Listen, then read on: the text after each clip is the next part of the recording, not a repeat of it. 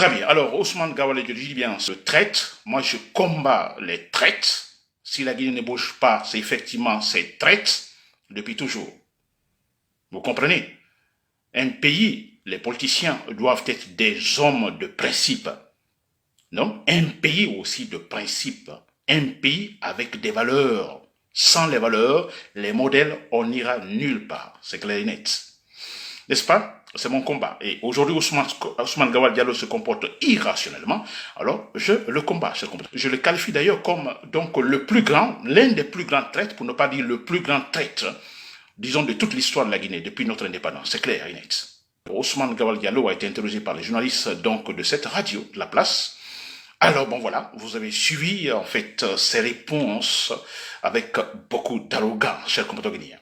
L'arrogance d'un traître, je le dis bien, c'est le mot, traître, quelqu'un qui trahit, il trahit sa propre personne, il trahit en fait son entourage, ses collègues, il trahit son propre parti, il trahit sa nation, parce qu'il fait maintenant, ne pensez pas qu'il est en train de faire du bien pour la nation guinéenne, non.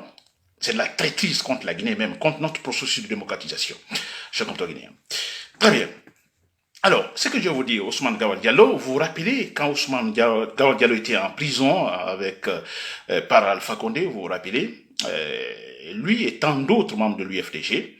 Alors, le but effectivement, c'était pour casser le parti de l'UFDG, n'est-ce pas? Très bien. Alors, Ousmane Gawal était en prison à un moment donné, et ils ont été libérés sous condition, donc histoire d'aller se traiter. Vous vous rappelez, ils sont sortis. Alors, Ousmane Gawal Diallo, à un moment donné, est allé en France, n'est-ce pas? Il est allé en France, et si vous vous rappelez aussi, en ce moment, j'ai pu faire un direct, n'est-ce pas? Un direct sur cette situation, parce que j'étais un peu inquiet. Je me dis, mais Ousmane Gawal Diallo, en Guinée, sans critiquer, lorsqu'il a été libéré, sous condition, il était en Guinée, je pouvais comprendre qu'il ne critique pas le pouvoir, n'est-ce pas? La preuve, quand l'autre... en fait, l'autre membre de l'UFDG, je me rappelle pas son nom, qui était sous condition, a critiqué le pouvoir, et il est retourné en prison, n'est-ce pas? Voilà, Monsieur Ba, de Kindia. Voilà, alors, je dis, mais Ousmane Gawal Diallo en Guinée, je peux comprendre, mais Ousmane Diallo à Paris, en France, mais écoutez, il pouvait se permettre finalement de critiquer le pouvoir, Alpha Condé, qu'il a injustement mis en prison, n'est-ce pas? Très bien. Alors, c'est là, j'ai fait un direct en disant, mais Ousmane Gawal Diallo, qu'est-ce qui ne va pas? Vous n'êtes plus en Guinée, mais vous êtes à Paris. Mais s'il vous plaît, vous êtes un membre important de l'UFDG, alors continuez, continuez à critiquer Alpha Condé. Dites quelque chose. Cet homme qui vous a injustement mis en prison. N'est-ce pas? Avec des argumentations bidons. Alors maintenant, vous êtes en France, il n'y a plus de crainte, critiquez. N'est-ce pas? J'ai dit, mais s'il ne le fait pas, dans ce direct, j'avais dit, mais si, Ousmane, si vous ne le faites pas, mais j'ai dit, mais peut-être que ce monsieur a été finalement acheté par Alpha Condé. N'est-ce pas? Il a été corrompu, il a pu recevoir de l'argent. Et j'ai même fait allusion à ce discours de Thibaut Camara en ce moment, le porte-parole du gouvernement de Alpha Condé, Thibaut Camara, qui avait dit à un moment donné que non, que Gawal avait pas mal de privilèges en prison. N'est-ce pas que Alpha Condé lui avait offert pas mal de choses. Il partait à la piscine, il avait même le vélo d'appartement et tout ça pour faire le sport. Donc, beaucoup de privilèges accordés par Alpha Condé à Ousmane Gawal Diallo. Je dis, mais sûrement, cela a, n'est-ce pas, touché psychologiquement Ousmane Gawal Diallo. Je dis, sûrement, il a été acheté, et voilà, il se tait. Et là, je dis, mais Ousmane Diallo aussi, c'est le cas. Il ne le faut pas, parce que vous êtes un membre important de l'UFDG, n'est-ce pas? L'UFDG, c'est un grand parti.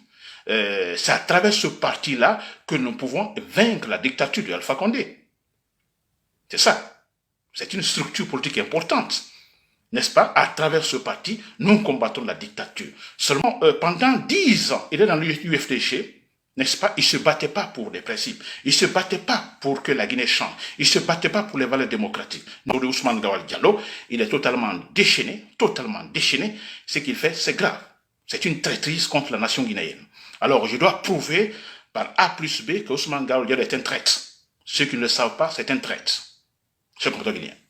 Très bien. Alors, il a dit Ousmane Gawal Diallo que, bon, écoutez, lui, dans l'UFDG, alors, Nabil Laï Camara, vous devez parler à Sedan Diallo parce que, bon, écoutez, il y a des choses qui se passent. Écoutez, ce n'est pas normal.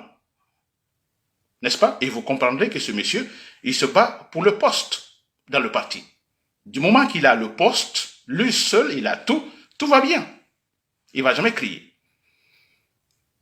Alors, rien ne va dans le parti. Pourquoi? Parce que dans la cellule de communication du parti, il y a une sorte de remaniement dans le parti. C'est Ousmane Gawal Diallo, ce n'est pas quelqu'un d'autre qui me le raconte, c'est lui qui me le raconte. Il y a un problème ou une sorte de remaniement dans la cellule de communication de l'UFDG. Il y a une sorte de division ou une sorte de toute façon, Ousmane Gawal Diallo n'est plus le seul patron, vous comprenez. Il est maintenant accompagné par d'autres membres donc dans la cellule de communication. Cela ne plaît pas à Ousmane Gawal Diallo.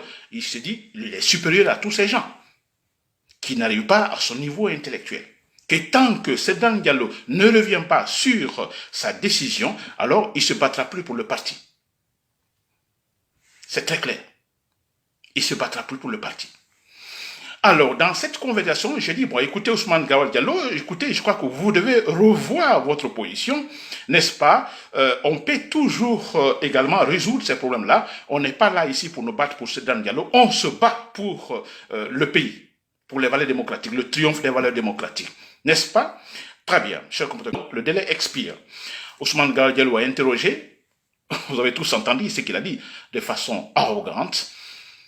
Et alors, les sanctions, que la CEDEAO sanctionne la Guinée. Et alors, le Mali a été sanctionné.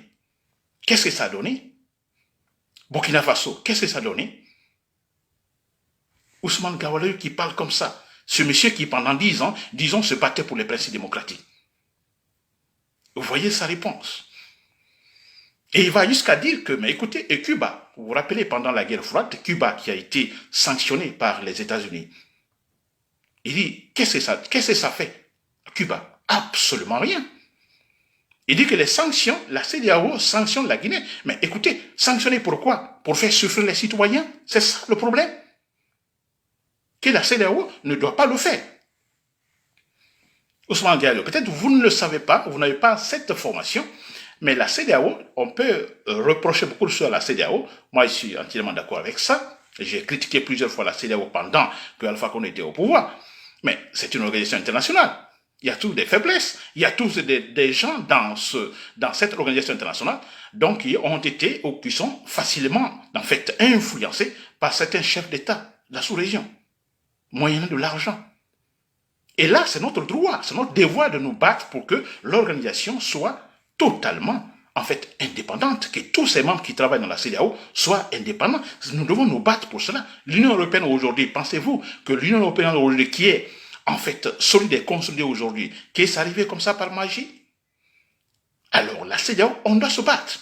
En se battant, n'est-ce pas, dans chaque État membre, que nous nous battons pour qu'il y ait des chefs d'État, en fait, démocrates au pouvoir, qu'il y ait des démocrates au pouvoir, autant de chefs démocrates au pouvoir, une chance pour la CEDEAO, également, de regorger des membres, effectivement, indépendants, justes, chers compatriotes guinéens. N'est-ce pas? La CEDEAO est une organisation internationale qui a effectivement des principes. Oui, le Mali est sanctionné. Et les conséquences, qu'est-ce que ça fait au Mali? C'est comme ça, on doit répondre. Qu'un traite, je vous le dis, un traite Ousmane Gawal Diallo. Alors les gens, là, ils ne comprennent même pas, ils ne savent pas ce qui se passe, c'est une transition. Ousmane Gawal Diallo, on peut comprendre sa position, et il est dans une position dans laquelle tout son souhait est que la transition, en fait, continue, à jamais, pour toujours. Comme ça, il a toujours son poste. C'est ça le souhait d'Ousmane Gawal Diallo. N'est-ce pas? Donc il ne va jamais souhaiter, son souhait n'est pas que cette transition soit courte, raisonnable. Non, ce n'est pas son souhait, cher compatriote guinéen. Après tout ce qu'il a fait avec la traîtrise, il n'aimerait pas se retrouver là. Et pourtant, Ousmane Gawal Diallo, vous vous retrouverez là, très clairement. La transition, ça va terminer, ça va finir. C'est clair et net. Le CNRD souhaite ainsi imposer son souverainisme béant à tout sans disposer de mandat légal du peuple.